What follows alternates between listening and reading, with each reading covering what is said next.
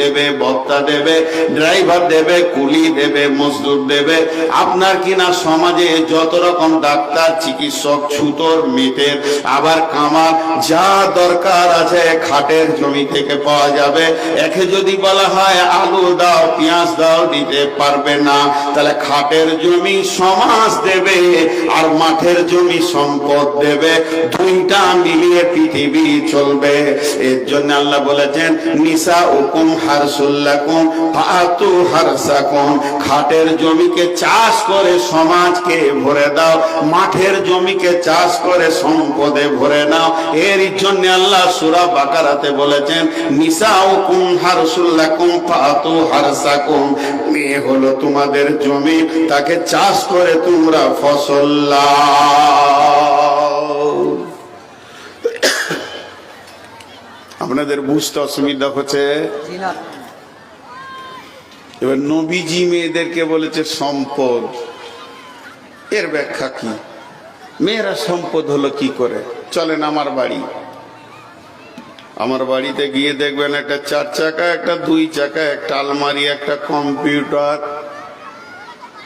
একটা motor bike, একটা pump machine, আর সেই সাথে আমার বিবি। এবার আপনি আঙ্গুল তুলেন, 4 চাকা কি কাজে লাগে? আমি বলি প্রোগ্রামে যাই। এনেছেন কোথা? দুর্গাপুর, শরণ, আসানসোল থেকে।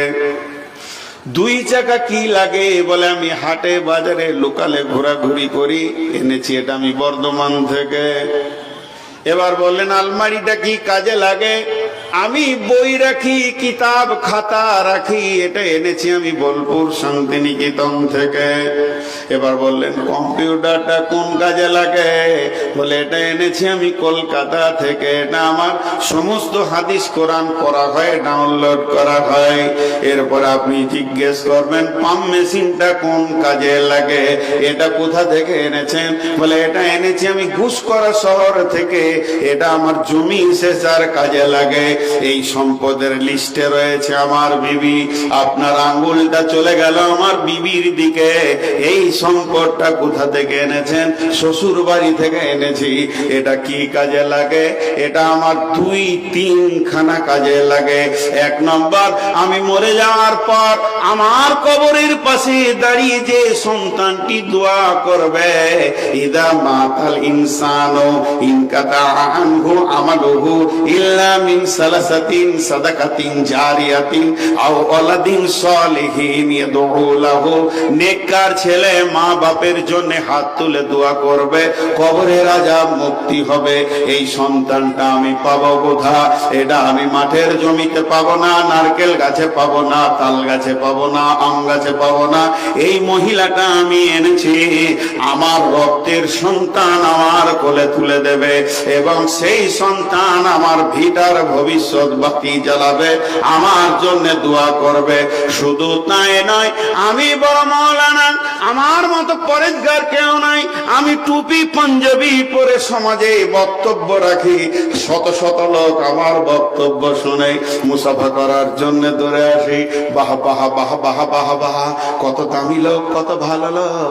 কিন্তু যদি একবার শুনতে পান আমি কারো বেটির কাপড় ধরে টেনেছি, তাহলে সম্মান থাকবে? জোরে বলেন থাকবে কি?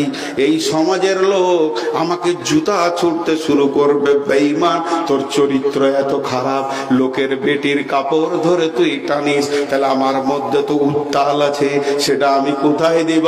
এই সমাজে আমাকে সুন্দর করে যে ভালো মানুষ করে বসিয়ে রেখেছে, সেটা আমার বিবি। আমার যৌন উত্তালকে ঠান্ডা করে দিয়ে সমাজে আমি ভালো মানুষের পরিচয় দিতে পেরেছি।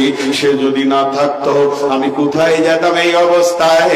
এর জন্য বিশ্ব নবী বলছেন এটা হলো তোমার সেরা সম্পদ।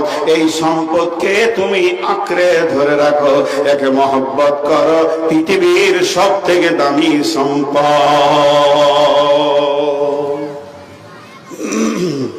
এখানে একটা মজার কথা বলবো, খুব ডিপলি কথা।